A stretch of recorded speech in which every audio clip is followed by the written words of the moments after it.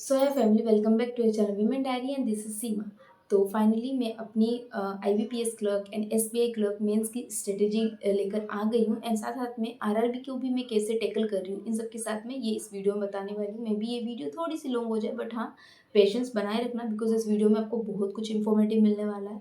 क्योंकि इन सब के साथ ना मैं आपसे अपना जो है मतलब एक होलसम यहाँ पे स्ट्रेटेजी बताऊंगी, जहाँ मैं आपको ये भी बताऊंगी कि ऐसी कौन कौन सी चीज़ें थी जो मैंने लास्ट टाइम किया था, जिसकी वजह से मेरा सिलेक्शन कुछ मार्क्स से रह गया था, बट दैट टाइम मैं उसको बिल्कुल फॉलो नहीं करने वाली हूँ एंड आपके लिए भी हेल्पफुल होगा। क्योंकि ये सारी चीज़ें हम तभी हमें पता चलता है जब ऐसे इंसान से पता चले जिसने रियल टाइम एग्जाम को ना एक्सपीरियंस किया है। ठीक है, तो बस बिल्कुल पेशेंसली बैठ जाइए and let's get start.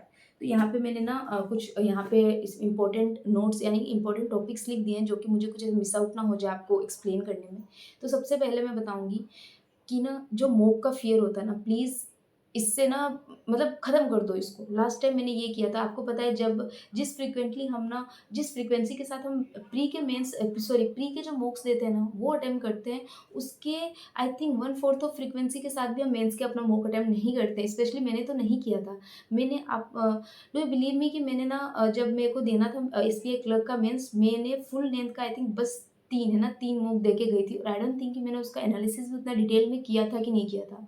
Although मैं सेक्शनल मॉक्स देती थी, उसके करती थी, क्योंकि ना मतलब जब वो फुल लेंथ का आपको पता है यार, 3 घंटे बैठना, फिर उसका अगेन एनालिसिस करना, वो बहुत टाइम टेकिंग हो जाता है और मैं बहुत ज़्यादा मतलब उससे मैं फ्रस्ट्रेट हो जाती, तो मैंने छोड़ दिया था। और इसका ना कहीं न कहीं नेगेटिव इम्पैक्ट पड़ा था मेरे एग्ज़ामिनेशन में, क्योंकि मेरा माइंड उस हिसाब से ना मतलब प्रोसेस नहीं कर पा रहा था, क्योंकि आदत नहीं थी ऑफ कोर्स। तो इस बार आप ट्राई करना, और ऑफ कोर्स मैं भी करूँगी कि अपने एग्ज़ामिनेशन से पहले एटलीस्ट 10 टू 12 जो है मेंस के मॉक्स दे लें विद डिटेल एनालिसिस। और रही बात सेक्शनल, तो वो तो बोलने की बिल्कुल ज़रूरत नहीं है, क्योंकि मतलब लिख के ले लो आप कितने भी पीडीएफ्स, कितनी भी चेकलिस्ट, कुछ भी सॉल्व कर लो, पर जो कंटेंट आपको किसी भी मेंस के मॉक से मिल जाएगा ना, वो नहीं उतना मतलब मुझे मुझे पर्सनली किसी भी पीडीएफ्स और किसी भी उसका उतना मतलब रिलेटेबल नहीं लगता है, जो कि मुझे मेंस के मॉक्स के लिए लगता है। मेंस के मॉक के लिए आपको आपको पता होगा, अगर आपने मुझे फॉलो किया है, कि मैंने गाइडली एंड टेक्स्ट बुक इन्हीं 2 को प्लेटफ़ॉर्म को परचेज़ किया है। बाकी अगर कहीं पे कुछ लाइव आता है तो फिर मैं उसको अटेम्प्ट करती हूँ, है ना? तो ये रही। इंग्लिश के लिए अगर मैं आपको बताऊँ, तो इंग्लिश के लिए मैं ट्राई करती हूँ कि डेली बेसिस पे मैं उसके सेक्शनल मॉक लगा दूँ, और साथ का साथ में उसी दिन मतलब क्वांट और रीज़निंग का तो मैं फिर भी मतलब अगर आज मैंने लगा दिया ना, मॉक दे दिया सेक्शनल, तो नेक्स्ट डे उसका एनालिसिस कर लेती हूँ। पर इंग्लिश में मैं ये नहीं करती हूँ। मैं साथ का साथ अगर आज मैंने दिया है तो उसी टाइम खत्म होने के बाद एंड मैं उसका डिटेल एनालिसिस करती हूँ साथ का साथ, ताकि मुझे चीज़ें समझ में आ जाए कि मैंने कहाँ जो गलती की थी वो कैसे किया था एंड क्या है। ठीक है? और एक और चीज़ कि ना, रीज़निंग बहुत ज़्यादा वेटेज रखती है। तो अगर मैं भी उन्हीं बच्चों में से एक हूँ जिनकी क्वांट वीक है। लास्ट टाइम मैं बस क्वांट क्वांट पढ़ी हुई थी कि भई क्वांट वीक है, इसको सुधारो, इसको सुधारो। ये लास्ट टाइम में सुधारने की चीज़ बिल्कुल भी नहीं है।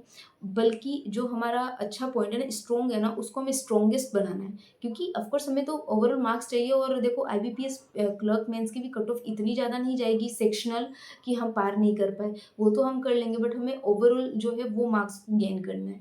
तो ये चीज़ आपको करनी है, ठीक है? एंड ऑफ कोर्स मैं भी करने वाली हूँ। और रीज़निंग की अगर मैं सेक्शनली मतलब अलग से बात करूँ, तो ना इसमें क्रिटिकल रीज़निंग को अवॉइड मत करना। लास्ट टाइम एसबीआई क्लर्क में क्रिटिकल रीज़निंग के अराउंड 8 टू 10 क्वेश्चंस आए थे मेरे शिफ्ट में। मेरा 10th ऑफ अप्रैल को था।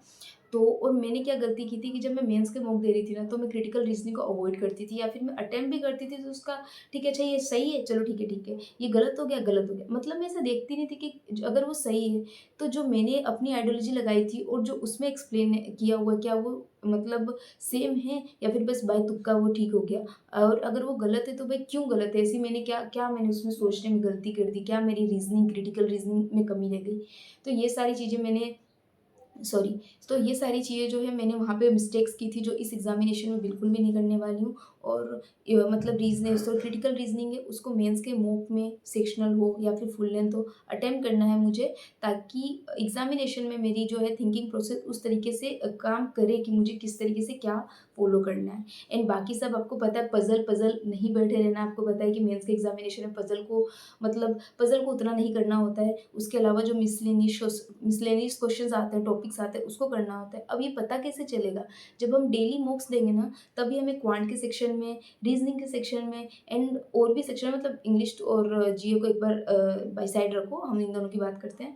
पता चलेगा कि कौन से क्वेश्चन को पिक करना है और कौन से क्वेश्चन को स्किप करना है, ठीक है? क्योंकि क्वेश्चन की picking ability and skipping ability बहुत बहुत मैटर करती है हमारे मेंस के एग्जामिनेशन है। Mains is not like a pre कि जहाँ पे हमें सारे सारे अटेम्प्ट करने हैं, नहीं, हमें वहाँ पे पिक करके क्वेश्चन अटेम्प्ट करने हैं। अब ऐसा नहीं कि एक पज़ल मैंने पिक कर लिया और उस पज़ल में मेरे 15 मिनट 20 मिनट लग गए और फिर जाके वो सॉल्व हो रहा है, फिर कभी-कभी तो इतना मेसी हो जाता है कि फिर भी सॉल्व नहीं होता है। ये सारी चीज़ें तभी आएगी जब हम अभी से प्रैक्टिस करेंगे, तो प्रैक्टिस में कमी बिल्कुल मत करना, ठीक है? एंड अब बात कर लेते हैं क्वांट की। तो हाँ, अरिथमेटिक को बिल्कुल स्किप करके ऐसा नहीं है कि बिल्कुल ही नेग्लेक्ट कर दो, बट हाँ, जो टॉपिक अब जैसे मैं मुझे पता है मेरी ना एसआईसीआई मैंने नहीं किया अभी तक, और तो मैं उसको नहीं करके अभी जा सकती हूँ, मैं अभी उसको नहीं उठाने वाली, कोई मतलब नहीं निकलेगा। बट हाँ, साथ में कुछ-कुछ टॉपिक्स है, जैसे प्रोबेबिलिटी होता है ना कि कभी-कभी प्रोबेबिलिटी पे पूरा का पूरा एक डीआई आ जाता है। वैसे तो आने को तो एसआईसीआई पे भी आता है, बट वो मेरे पहुँच से ही बाहर है, तो मैं क्यों अभी उसको लेके माथा अपना खपाऊँ, है ना?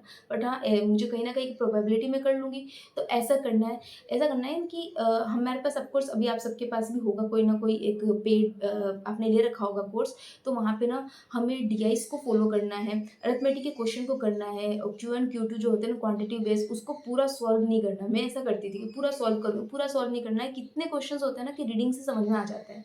हाँ भाई, इससे हो जाएगा, ये सॉल्व हो जाएगा, ये नहीं होगा, इस तरीके से करना है।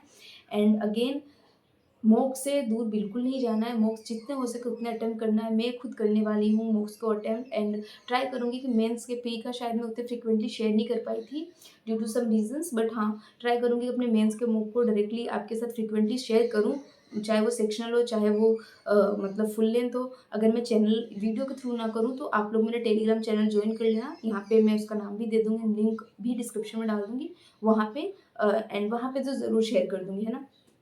एंड जीए की बात करें तो जीए पे बिल्कुल रिलाई मत हो जाना। जिसने भी लास्ट एग्ज़ाम दिया उसको पता है जीए बहुत ही अनप्रेडिक्टेबल आ जाती है, हम उसके भरोसे नहीं जा सकते, बट हाँ, उसको नेग्लेक्ट भी नहीं करना है। मैं लास्ट 4 मंथ करने वाली हूँ, max to max 5th month कर लूँगी, बट हाँ, लास्ट के जो 4 मंथ्स है ना, उसको अच्छे से एटलीस्ट 2 बार उसका रिवीज़न 2 बार 3 बार करूँगी, एंड उसके टेस्ट वगैरह होते हैं वो दूँगी। एंड वन मोर थिंग, अब से जो भी मेंस के आप मॉक देने वाले हो उसमें जीओ को मतलब कहते हैं स्किप करके करना है, जियो को स्किप नहीं करना है, अटेम्प्ट करो जो भी आ रहा है। एंड उसके बाद जब हम सॉल्यूशन देखते हैं ना, तो उन सबके क्वेश्चंस मतलब जो भी उसके अंदर क्वेश्चन आ रहे हैं जीए के, उसको आराम से पढ़ो, क्योंकि बहुत बार होता है ना कि एक ही क्वेश्चन, मतलब कुछ क्वेश्चंस होते हैं, मतलब कुछ क्वेश्चंस होते हैं जो बार-बार रिपीट करते हैं, और बहुत हाई चांसेस होते हैं कि वो हमारे एग्ज़ाम रिलेवेंट हो और आ जाए। तो इसलिए जहाँ से जो कंटेंट मिले ना, बस उसे उठा लो, और अकॉर्डिंग टू मी सारे मुझे ऐसा लगता है कि सब पीडीएफ एंड होता है ना कि डेली टू डू लिस्ट, इन सबसे अच्छा जो होता है ना, वो मुझे लगता है कि हमें मेंस के जो सेक्शनल या फिर फुल लेंथ मॉक टेस्ट देते हैं ना, तो वहाँ से कंटेंट मिल जाता है, तो आप वहाँ से ट्राई करना उठाने का। तो या ये थी मेरी होलसम स्ट्रैटेजी जो मैं करने वाली हूँ। अगर कोई चीज़, हाँ, ये सब चीज़ था। अगर कोई चीज़ देखो रह गई, अगर टीचर की बात करें तो टीचर स्किप अब बिल्कुल मत करना। मैं पर्सनली क्वांट के लिए आपको पता है हर्षल सर को फॉलो कर रही हूँ फॉर मेंस, एंड इंग्लिश के लिए निमिषा मैम, उनकी परफेक्शन क्लासेस लूँगी, editorial of course, and reasoning ना, for reasoning Ankush Lamba sir, and GA के लिए देखो अभी मुझे ऐसा लगता है कि मैं पहले करती थी, बट मैंने अभी जीए के लिए ना कोई वीडियो लेक्चर स्किप कर दिया, बट हाँ, आप चाहो तो आप कर सकते हो। मैं अभी स्मार्ट कीड़ा की जो मॉक ड्रिल है वो वही फॉलो करूँगी। इसकी वीकली कर लेती हूँ, देन मंथली, देन उसके बाद उसके आपको स्मार्ट पॉइंट्स आते हैं, वो सारी चीज़ें, वो उससे ना मुझे अच्छी अच्छी से चीज़ें जो है रिटेन हो जाती है। तो ये चीज़ मैं करने वाली हूँ। तो या that's all about this. And one more important thing, अगर आप लोग ऑफ कोर्स आप लोग कर ही रहे होंगे ना, आरआरबी, हमें इसके आगे RRB PO and RRB clerk भी है, उसके लिए भी करना। उसके लिए एक सेक्शनल मतलब एक अलग से वीडियो मैं बना दूँगी कि हमें उसको कैसे टैकल करके चलना है। वैसे इसमें भी बता सकते हैं, देखो ऐसा कुछ एज सच करना नहीं है, हमने अभी इतने सारे प्री दिए हैं, प्री में अच्छी खासी स्पीड है, बस क्या करना है ना, हमें डेली उसके लिए टाइम निकालना है। अराउंड 45 मिनट का तो वो मॉक टेस्ट होता है।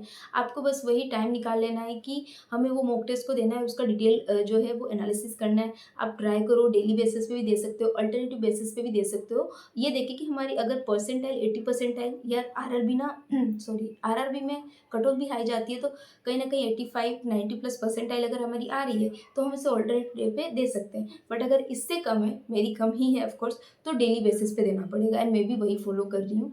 तो ये सब चीज़ें एंड इसके साथ ना आप लोग सबके लिए एक बहुत इंपॉर्टेंट चीज़ कि गाइडली ने अभी अपना डिस्क्रिप्टिव राइटिंग का जो है लॉन्च किया, आपको पता है।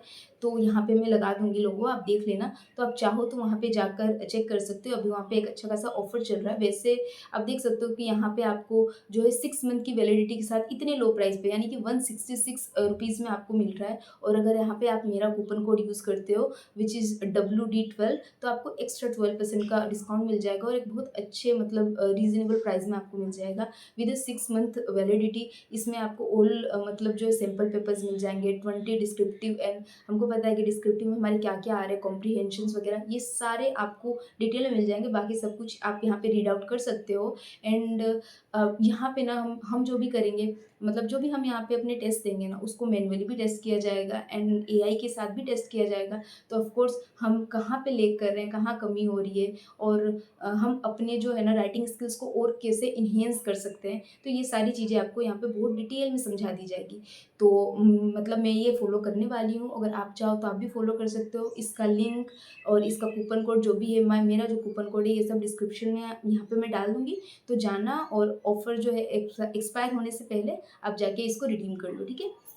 तो या दैट्स ऑल। आई होप कि आप सबके लिए वीडियो बहुत ज़्यादा हेल्पफुल रही होगी and please don't forget to do subscribe and like this channel. और अगर आपको और भी कुछ इसके बारे में चाहिए होगा तो मुझे बताना। And one more important thing कि अगर आपको जैसे कि ऐसा लग रहा है ना कि हमें लाइव मॉक को देना है विच इज़ वेरी इंपॉर्टेंट। अपने मॉक्स लाइव मॉक जो चलते रहते हैं ना इसको अटेम्प्ट करना बहुत ही ज़रूरी है। अगर आप स्किप कर रहे हो तो आप मेरे टेलीग्राम चैनल को ज्वाइन कर लेना, जहाँ पे डेली बेसिस पे आपको इन्फॉर्म कर दिया जाता है कि अभी कौन से प्लेटफॉर्म पे कब कब से लेके कब तक कौन कौन सा लाइव मॉक टेस्ट चल रहा है।